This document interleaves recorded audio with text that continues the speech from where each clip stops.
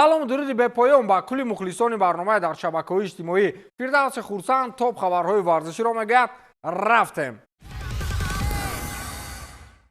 собиқ қаҳрамони ҷаҳон дар 4 вазн мушзани амрикоӣ Рой Ҷонси хурдӣ дар бораи натиҷаи мубориза барои унвони қаҳрамонӣ миёни мушзанҳои бритониёӣ Энтони Ҷошуа ва Даниэл Дюбуа изҳори назар кард. ёдовар мешавем ки ин мубориза 22 сентябр дар Лондон, яъне Британияи Кабир баргузор шуда бо пирӯзии Дюбуа тариқи нокаут анҷом ёфт. мағлубияти Ҷошуа бештар ба паҳлӯи равонии масъала рабт дорад. ӯ омода буд, аммо чизе нодуруст рафт. ӯ роҳафтода буд ва ин ба натиҷаи бад бурда расонд. агар дастаи ӯ роҳи раҳоӣ аз ин вазъро наёбад, пас шумо бояд дар бораи рафтан фикр кунед. иқтибос меорад аз суханони Рой Ҷонс пойгоҳи хабарии ТАСС. қаблан мураббии Ҷошуа яке аз сабабҳои бохти ӯро аз Дюбуа номбар карда буд. Бен Дэвисон мураббии Ҷошуа гуфта буд ки Энтони бо пойҳояш кам кор мекард ва ба монанди тамринҳо ӯ дар рақобат фаъол набуд.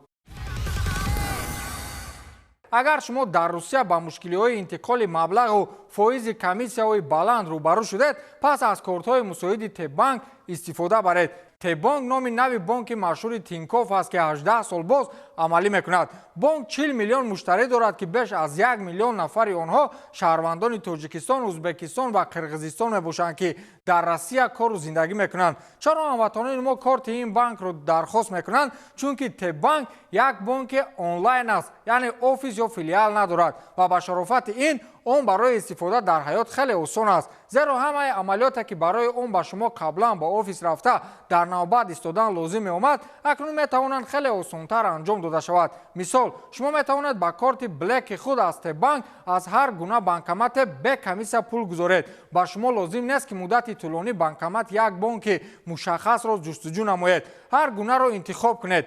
шумо инчунин метавонед корти Тебанки худро ройгон ва бе комиссия тавассути интиқол аз бонки дигар пур кунед. шумо инчунин метавонед пули нақдро бе комиссия на танҳо дар банкоматҳои Тебанк, балки аз дигар банкоматҳо низ гиред ва барои интиқол ба Тоҷикистону Узбекистон ба шумо лозим нест ки вақтро сарф карда ба офис равед ва дар навбат истед. шумо метавонед ҳамаро дар дохили барнома ба осонӣ иҷро кунед. хеле хушоянд аст ки кортҳоро акнун метавон бо нархҳои маҳдуди табиати кишвари мо дархост кард. бубинед ки онҳо чӣ қадар зебоянд. зимнан барнома ва пуштибонии Тебанк бо забонҳои қирғизӣ, узбекӣ ва тоҷикӣ кор мекунанд. мусоид аст ба пайванди дар тавсиф буда гузаред, корти дебетии блекро аз Тебанк дархост кунед ва аз тамоми бартарии он истифода баред.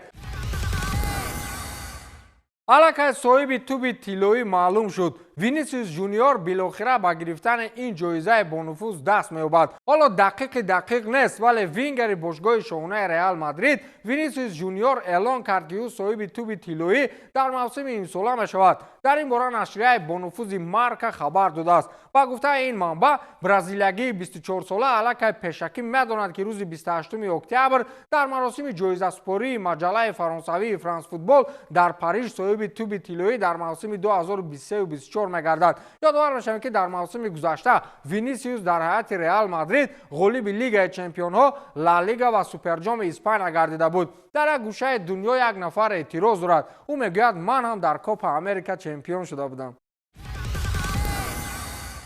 писари калонии собиқ футболбоз ва мураббии маъруф Зинедин Зидан дар синни 29-солагӣ корномаи футболбозиашро ба анҷом расонид. охирин дастаи Энзо Зидан ин тими Фуэнлабрадаи Испания буд. дар ин бора Диарио AS хабар додааст. Энзо Зидан дар ҳайати тими Фуэнлабрада буд ки дар соли 2023 дар он 29 бозӣ анҷом дода буд. давоми як мавсими сипаришуда Энзо бошгоҳи нав пайдо накард ва тасмим гирифт ки аз олами футбол канор равад. ёдовар мешавем ки дар тӯли фаъолияти худ Энзо 203 бозӣ карда ба задани 13 гол ва 24 партофти головар ноил гардидааст. ӯ дар ҳайати эҳтиётии Реал Мадрид низ ҳунарнамоӣ карда як гол ба самар расонида буд. ӯ ҳамчунин дар дастаҳои Алавес, Лозана, Райо Махадаонда, Авеш, Алмерия ва Родес бозӣ кардааст.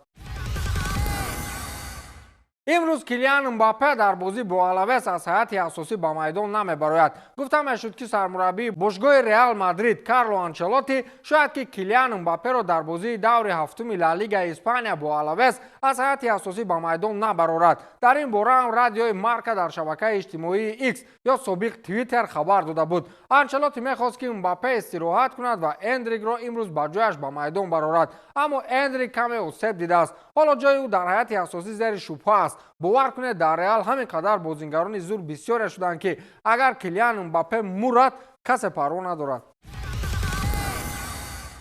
بازی سخت‌ترین هفته در توپ 5 چمپیونات اروپا این رقابت دسته‌های منچستر سیتی و آرسنال بود که با حساب 2-2 مساوی خاتمه یافت. ولی در جریان بازی نیمه‌وقتگیر دسته رودری آسیب برداشت. طبق اطلاع ESPN و مارکا رودری از زانویش سخت لرز برداشته است. شهریات تا به حال این معلومات را رسما تصدیق نکردند، اما انتظار می‌رود که نیمه‌وقتگیر اسپانی موسم امسال دیگر به میدان نمی‌براید. این یک تلفات بزرگ برای گواردیولا و دسته‌اش خواهد بود. همچنین رودری یکی از فاوریت‌ها برای به دست آوردن توپ طلایی در سال 2024 دانسته می‌شود. امروز پپ گواردیولا گفت که در دو بازی آینده کوین دیبروینه هم نمی‌تواند به ما کمک کند. نبودن دو ستاره منچستر سیتی برای گواردیولا فکر نمی‌کنم که مشکلی به میان بیارد. خیالم همه بازیگران سیتی یک خیل بازی میکنند. انا برای بارسلونا نو ظهور یافته پرابلم خیلی جدی به میان آمد. مارک اندره تر اشتگن در بازی با ویلیارئال آسیب برداشت و امروز جراحی گذراند که طبق خبرها این موسم به دسته کاتالونی کمک کردن نمیتواند. اکنون جای او را کی میگیرد؟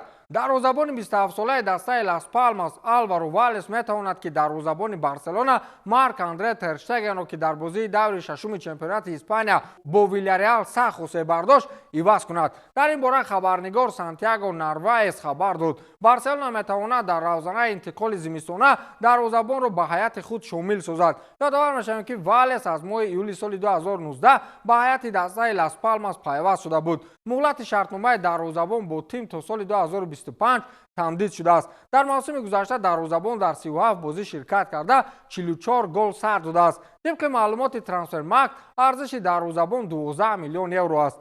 با همین تمام تا دیدار نوبتی خیر.